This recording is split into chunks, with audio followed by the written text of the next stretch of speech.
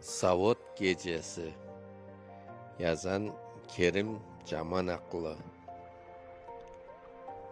Hava aydın, kok açık, limon tüs ay, iş gecesi kaldırıp sevgi bere.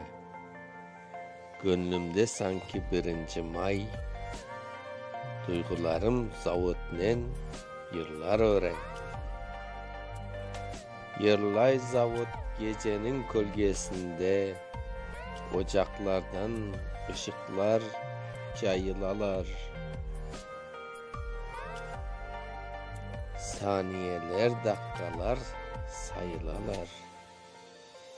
Yarışlarga domnalar tezler teznen. Her bir yakta her türlü yanılık var.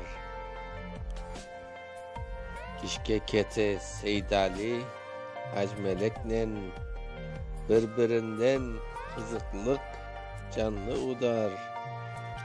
Udarnikler ken adımdan işlerge yırlap tezalarga keteler.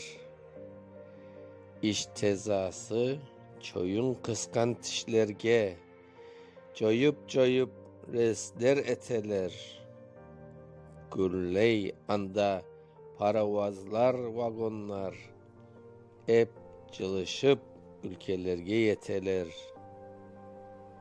Kersten çıkan şu milyon tonnalar 5 yıllıkını 4 eda eteler.